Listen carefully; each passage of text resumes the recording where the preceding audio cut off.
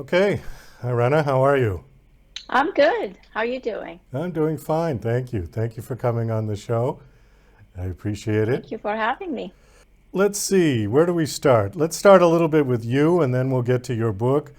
You are a doctor, and you are a doctor of hematology and oncology. Is that correct? Correct. Yeah.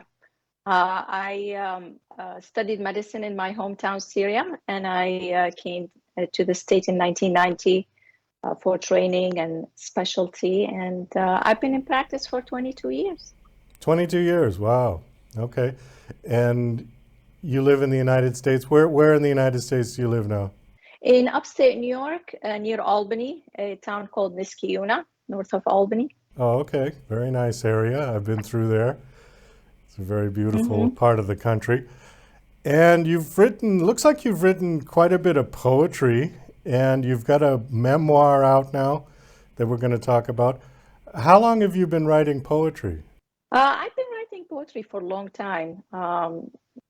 Since I was probably 8 or 9, not published until later on. But I've been writing poetry for a long time. Why did you want to write poetry? I mean, I would think being a doctor, you're going to be pretty busy for most of your time. I don't know. I think poetry wanted to be written through me. I didn't pursue it.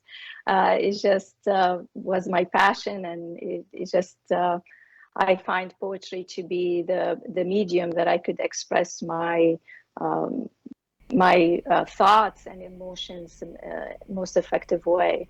Okay. Well, here's something I want to throw out at you. I've done 375 interviews on this show over the last year and a half. A lot of people who have come on the show have been doctors. All of them have written books. I'm wondering if, because being a medical doctor is such a heavy left brain activity, that the right brain doesn't get any exercise, and therefore you need some sort of a creative outlet. Because I've had many on the show. What do you think about that idea? Yeah, I think that actually poetry and or any type of literature writing is not contradictory with being a doctor or scientist. I think it's the opposite actually.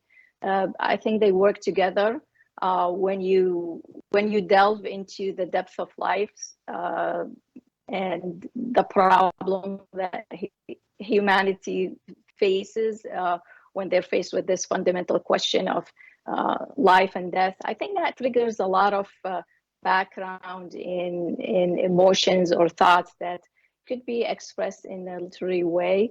I don't think they're necessarily contradictory. I think they sometimes work together. Your brain is challenged on an intellectual, scientific side, but also it triggers a lot of other thoughts that you could express on an emotional side, because when you're a doctor, your emotions is always challenged because you're dealing with people on a daily basis.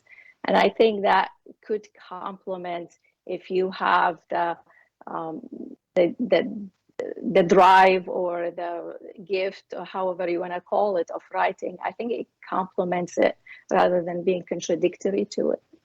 Okay, well, I would suggest that it would be sort of an inspiration because you said that your emotions are being challenged, but as a doctor, you're supposed to at least theoretically try to remain sort of neutral, right? You're not supposed to let your emotions get the better of you when you're working.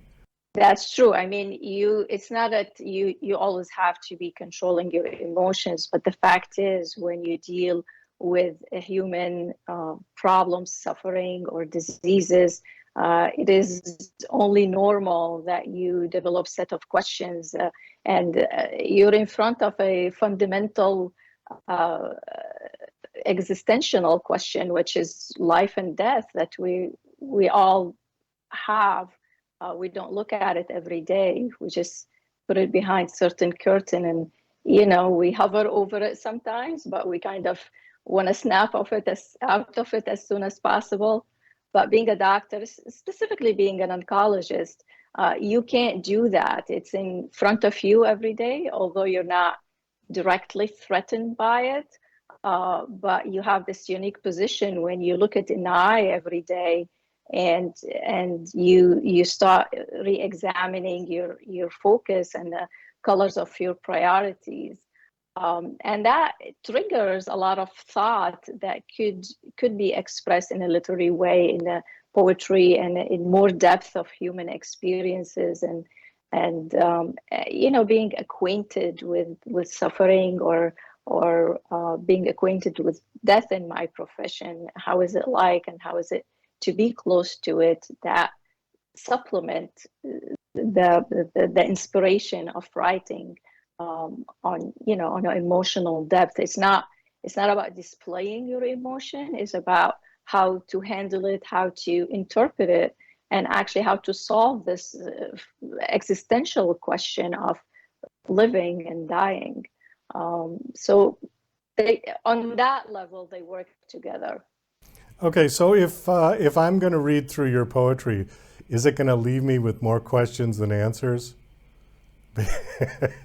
Based on, It's supposed to. yeah. Good poetry should always leave you with the question at the end.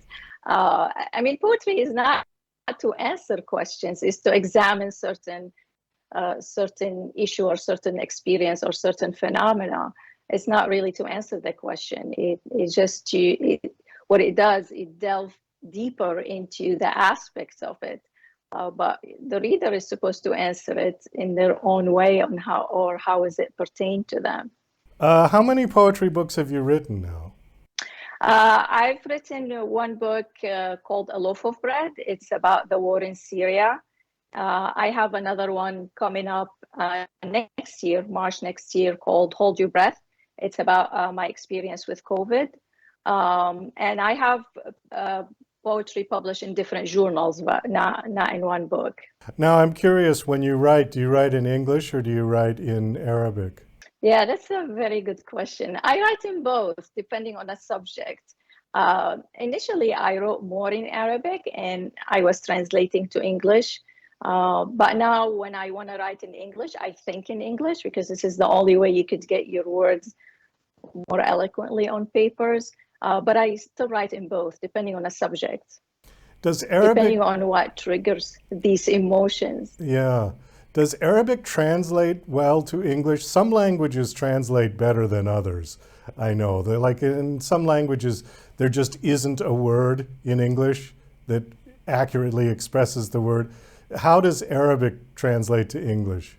I'm not sure. I mean, it does translate depending on what you're talking about. I think a common conversation gets translated very well, but when you get into the higher level literary expressions, metaphors, and things like that, it's not that the word is not translated; it's the concept. Sometimes it's hard to translate, because certain metaphor or concept that you write in poetry, especially in Arabic, has to do with the cultural, historical background. And it's very hard to, when you translate it to English, to make sense. I mean, you could translate it word to word, but it does not carry with it the weight of that expression or the idea that you're trying to relate.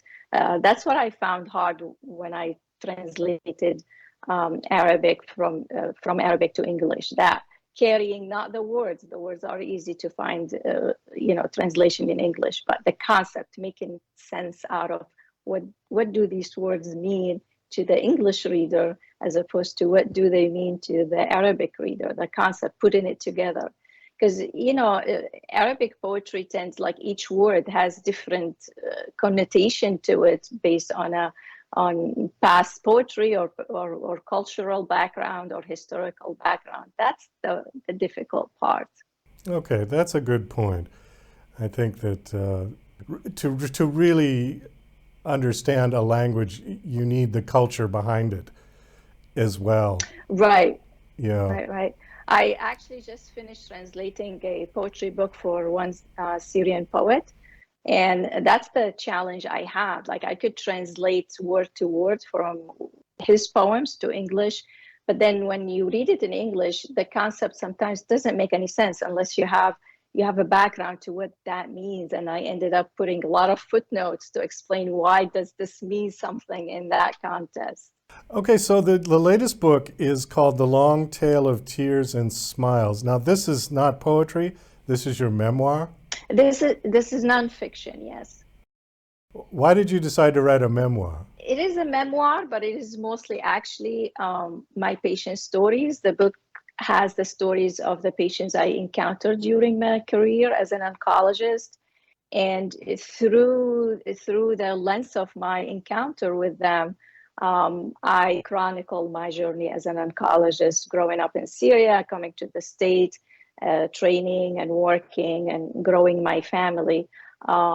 It kind of mostly examine the interaction between my patients and me, and how did it impact the way I progressed in life, and how did it shed a light on my memory in a certain way. How did it kind of re-examining the past through the lens of the present, which is my encounter with my patients. So it's not only my memoir, it's actually mostly about my patient stories, but I go back through telling their stories.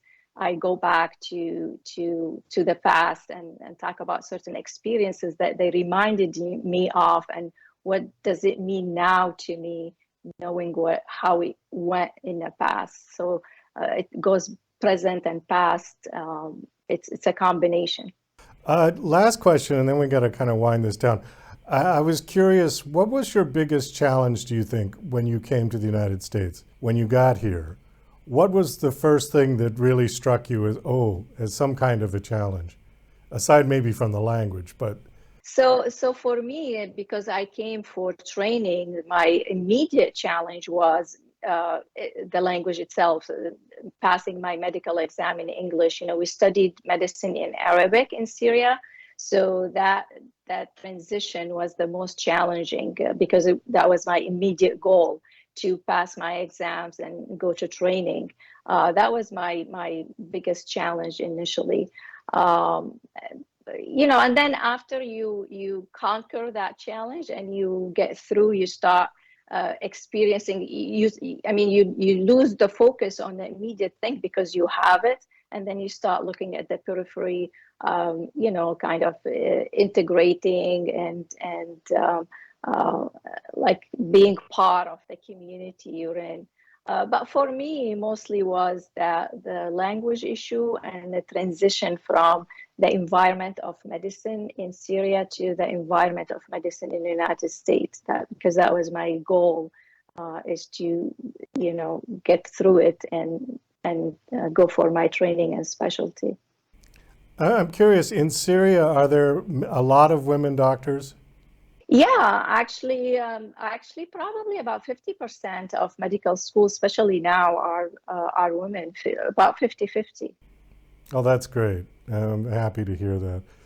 It's not a place I've ever been, so I don't know much about it, but It's a beautiful place. It was actually a beautiful place. Now with the war, things are different.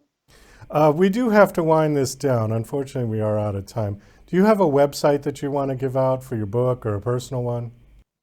Yeah, it's Rana Bitar, RanaBitar.com. That's my website. Okay, and people can go there and find information on all of your books? Yes, all my books and events and others. Okay. Well, Dr. Bittar, thank you so much for coming on this show. It was nice meeting you, and best of luck with your books. I hope they do well. Thank you.